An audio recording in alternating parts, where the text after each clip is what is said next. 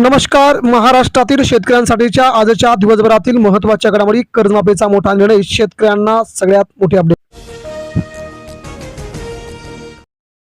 तामिळनाडूत 1.31 कोटी महिलांच्या खात्यावरती प्रत्येकी 5,000 रुपये येणार.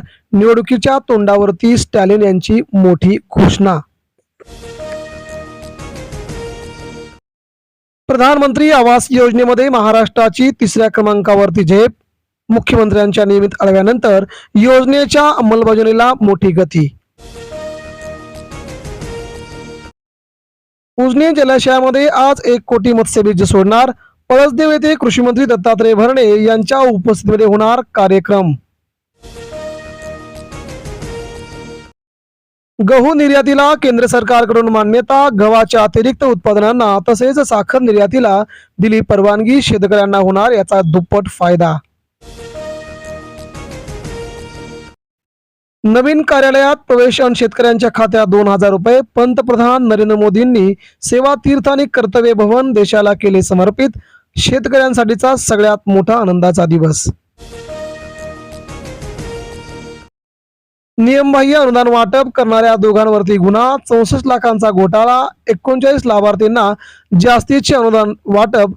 खरे शेतकरी राहिले दूरच.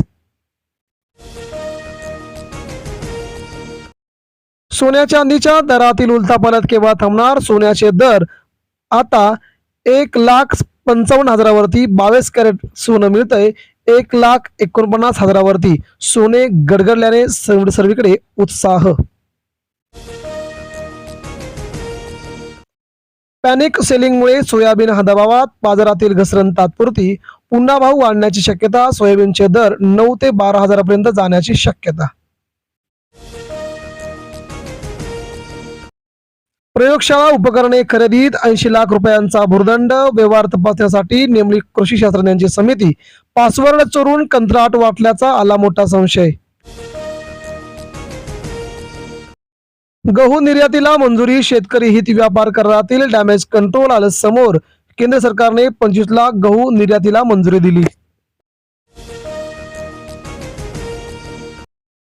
पुणे बाजार समितीत कवट रताळ्याची आवक. महाशिवरात्री निमित्त सातारा, कराड, सोलापूर भागातून प्रचंड आवक आल्याने स्वस्ताई होणार मजबूत. राहुल गांधींनी घेतली शेतकरी नेत्यांची भेट. मी शेतकऱ्यांच्या बाजूने असल्याचं शेतकऱ्यांना दिलं मोठं आश्वासन. शेतकरी खुश.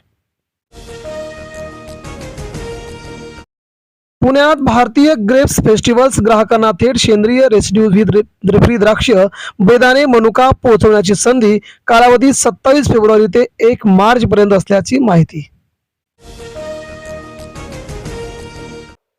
बोगस फळपीक विम्याचे 37 कोटी जप्त.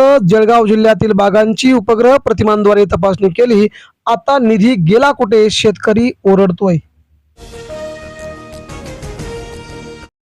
रत्नागिरी, सिंधुदुर्गमध्ये उष्ण दमट हवामानाचा इशारा. महाराष्ट्राच्या बहुतांश भागामध्ये उष्णतेच्या लाटेला आता होणार सुरुवात.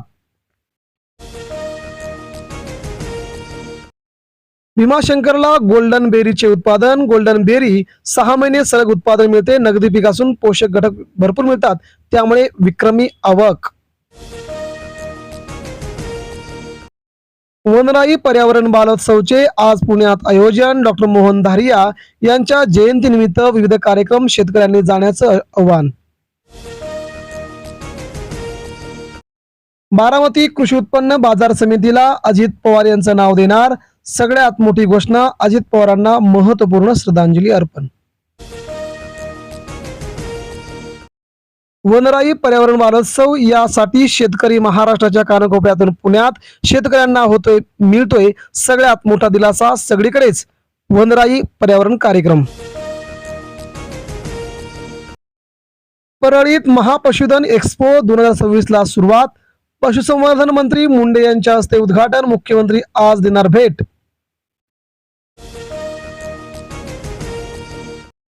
खानदेशात तुरीच्या उत्पादनामध्ये घट. एकरी 5 ते 6 क्विंटल उत्पादन.